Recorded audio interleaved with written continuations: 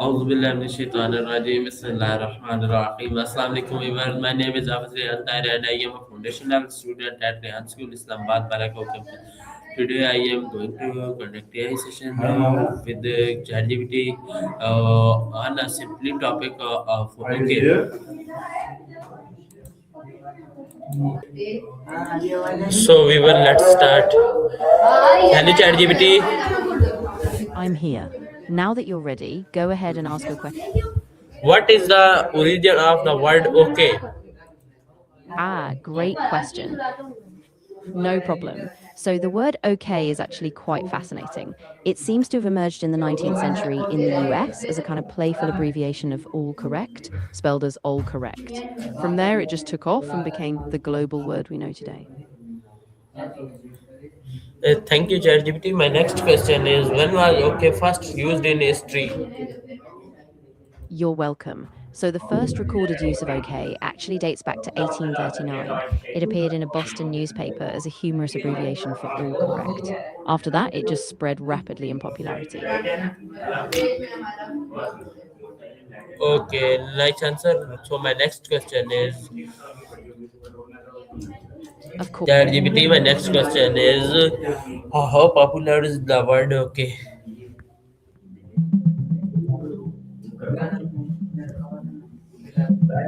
The word okay is one of the most universal and widely used words in the world. It's often considered the most frequently spoken or written word on the planet, adopted into many languages. Its popularity comes from its versatility, as it can be used as a noun, verb, adjective, and more, making it easy to spread globally. Nice answer. Okay, my next question is what does okay originally stand for? Good one. So originally, OK was an intentional misspelling of all correct. It was used as a playful abbreviation spelled all correct in the 1830s, and from there it evolved into the standard OK we use today. Okay. ChatGPT, my next question is how did okay spread across the world?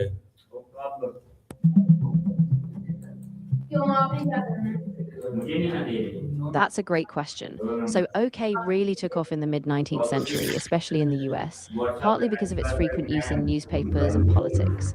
By the early 20th century, it spread globally through radio, media, and eventually technology, making it a universal term. So, the spread of OK is really a fascinating story. After its playful invention in the 1830s, it was initially a bit of a fad, a kind of joke abbreviation. But by the mid 19th century, it began appearing in print regularly, especially in American newspapers. Politicians and public figures started using it. For example, it was used in political slogans and campaign materials. Then, as the telegraph became widespread, sorry about that. No worries. So, as the telegraph spread in the late 19th century, OK became a convenient shorthand, especially because it was short, easy to send, and versatile.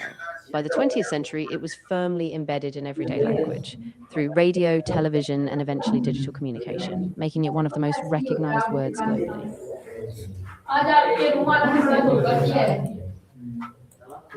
Thank you, ChatGPT. My next question is why is okay considered an ever? That's a great question. OK is considered universal because it's so adaptable. Exactly. It's really simple, easy to pronounce, and it doesn't have a complex meaning tied to just one language or culture.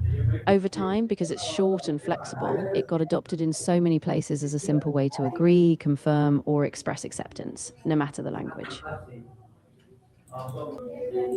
Okay, thank you, ChatGPT. My next question is how is okay used in different qualities?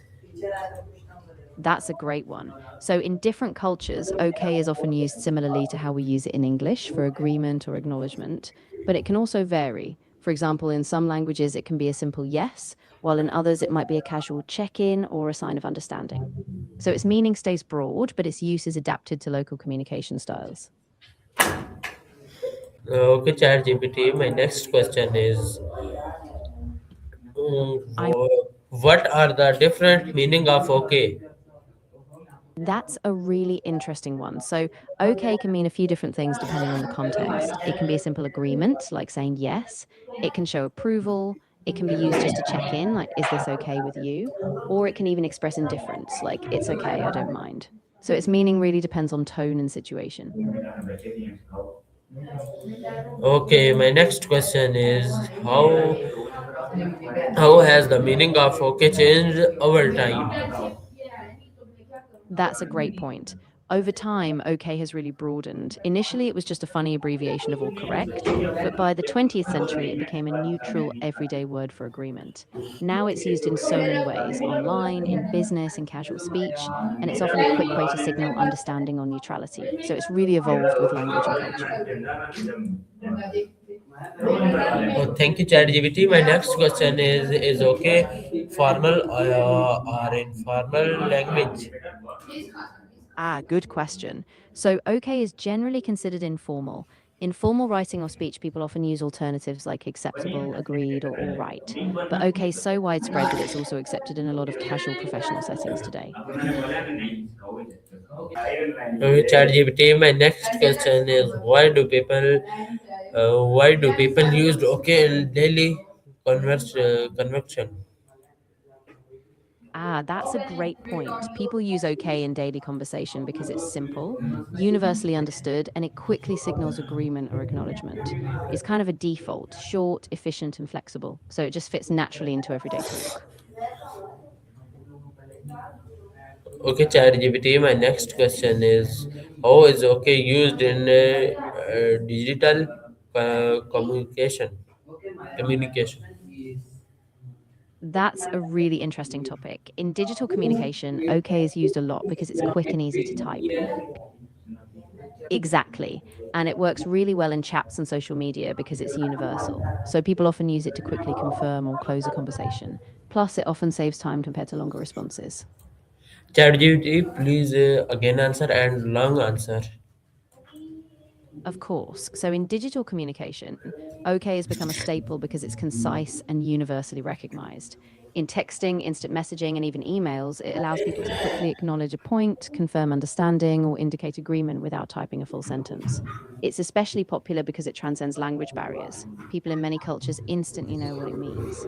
As digital communication became more prevalent through social media, work chats, and informal platforms, OK evolved into a kind of digital shorthand. It saves time, reduces ambiguity, and offers a fast, friendly way to keep conversations moving. Okay, ChatGPT. My next question is why is okay so easy to understand globally?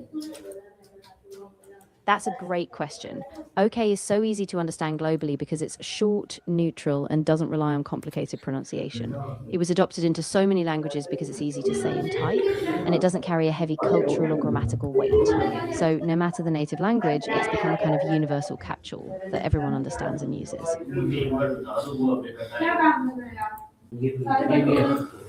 Okay, ChatGPT. My next question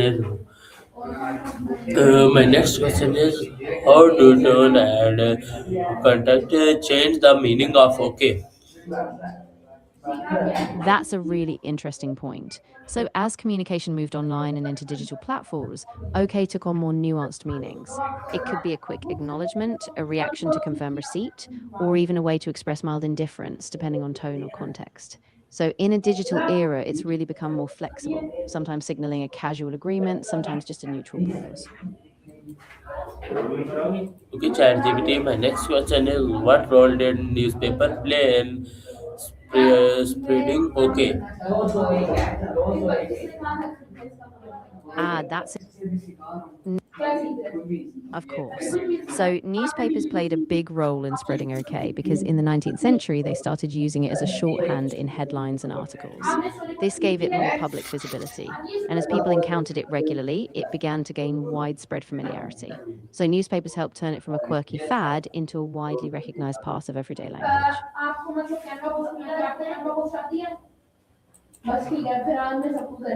Okay, ChatGPT. My next question is how is okay used in business communication? Great question. In business communication, OK is often used as a quick confirmation or agreement, like approving a next step, confirming a plan, or acknowledging a request. While it keeps things efficient, in very formal settings, people might still opt for more formal language. But overall, it's a handy, versatile word that keeps communication clear and quick. Okay, ChatGPT. My next question is: what is the difference between okay and AI? Right? All Ah, right. yes. Exactly. So, okay is very casual and often just a quick acknowledgement, while all right can sometimes feel a bit more deliberate or reassuring. All right can also be a bit more formal in certain contexts, while okay is just more universal and neutral. Okay.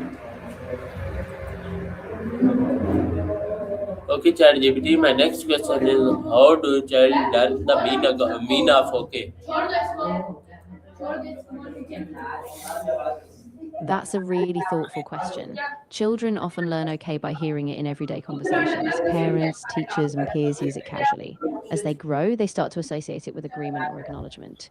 Over time, they just pick up on the different contexts where okay works as a simple response. Okay.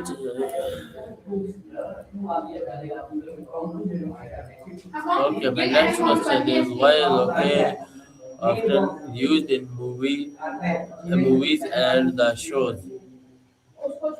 Ah, exactly. So, okay is used a lot in movies and shows because it's natural, relatable, and everyone understands it. Characters say it in everyday dialogue, so it feels authentic, and it keeps conversations flowing in a really familiar way for audiences. Okay, ChatGPT. My next question is: what importance can OK express? That's a really good point. So, OK is super versatile. It can express agreement, acknowledgement, understanding, or even just a neutral pause. It can help keep a conversation moving smoothly without needing a longer response, which makes it a really powerful little word in communication. Okay, ChatGPT. My next question is: how is OK used in texting and social media? Great question. On texting and social media, OK is really common because it's quick to type and it works in so many contexts. People use it to confirm plans, agree with a point, or just acknowledge a message without a lot of typing. Plus, its brevity makes it perfect for fast paced online conversation. Okay, ChatGPT. My next question is: why do people sometimes find OK rut? That's really interesting. Yeah, people sometimes find okay vague because it can feel too brief or indifferent. In some cases, it might come across as passive or non-committal, especially if someone's looking for more engagement or enthusiasm. So, depending on the context, it's good to be mindful of that. Okay, ChatGPT. My next question is: what is the most community using of OK?